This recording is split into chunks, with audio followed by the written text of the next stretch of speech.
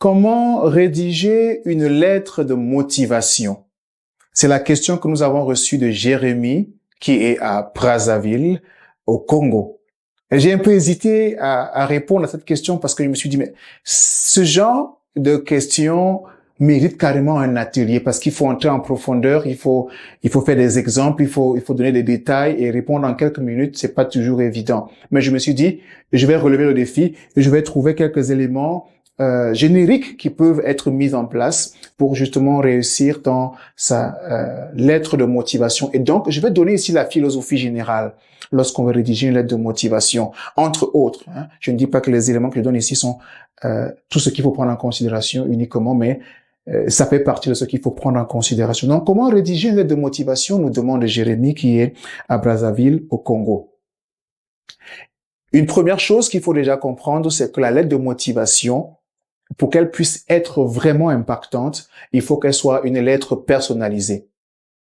Très souvent, lorsqu'on postule à tour de bras, on a très facilement tendance à utiliser la même lettre, le même document qu'on adresse à plusieurs entreprises. Les entreprises ne sont pas pareilles. Même si elles sont dans le même secteur, même si elles ont les mêmes activités, il y a quelque chose qui les différencie.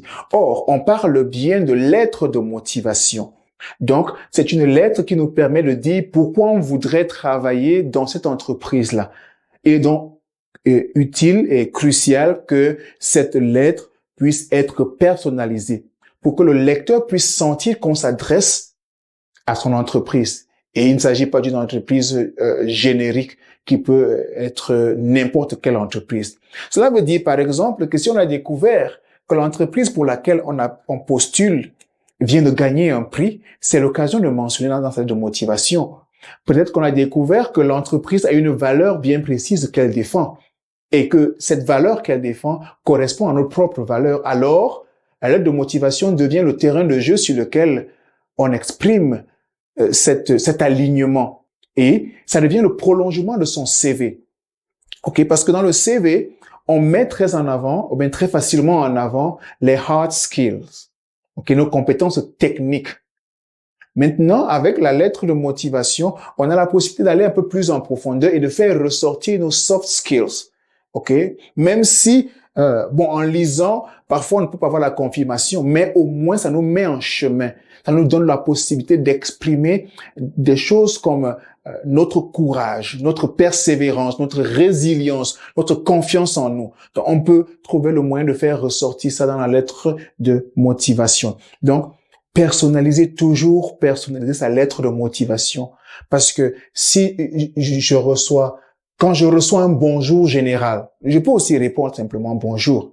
Mais lorsqu'on me dit bonjour Patrick, cela veut dire que je sais qu'on s'adresse à moi.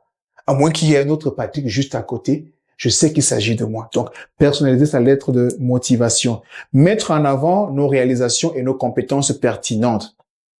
Okay? Il ne s'agit pas ici de dupliquer son CV. Okay? Mais il s'agit de se dire, quel est l'élément que je n'ai pas mis en avant dans le CV et que je peux mettre en avant ici?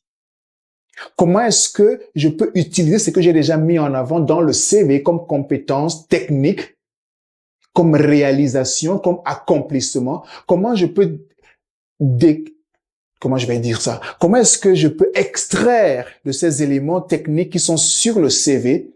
Comment est-ce que je peux extraire de là l'attitude, la personnalité qui m'a permis d'atteindre ce résultat-là? Comment je peux raconter l'histoire de la personne qui a atteint ce résultat dans ma lettre de motivation? Donc, il ne s'agit pas de faire un CV bis, mais il s'agit d'aller récupérer dans son CV les réalisations qu'on a eues à faire et de venir dans la lettre de motivation démontrer l'attitude, la personnalité, le soft skills qui ont permis que ces résultats visibles sur le CV puissent effectivement être atteints. OK? Je pense qu'on se comprend. Et la troisième chose, c'est de montrer notre enthousiasme et notre motivation. C'est bien une lettre de motivation.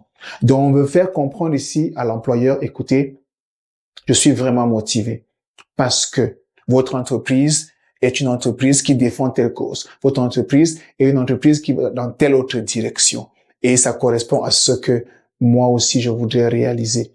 Okay? Donc, que l'entreprise sache qu'on est motivé peut-être parce qu'elle a ces caractéristiques-là, mais on est aussi motivé parce qu'on sait qu'on a quelque chose qu'on peut apporter. On sait qu'il y a un alignement. On sait qu'il y a un matching entre l'entreprise et nous. C'est comme dans une relation entre un jeune homme et une jeune fille.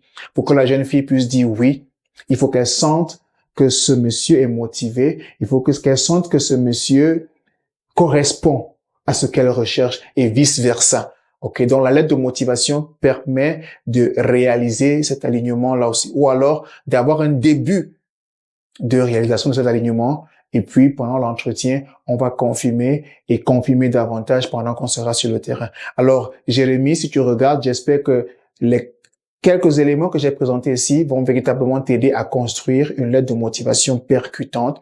Ok, c'est une question très profonde. Je ne pouvais pas répondre de façon technique. Il fallait que je trouve le moyen de le faire de façon générale comme ça. J'espère que ça a été utile. Si toi ou d'autres personnes, si vous avez des questions, mettez-les en commentaire. Je répondrai avec d'autres vidéos. Merci encore. Que Dieu te garde. Shalom.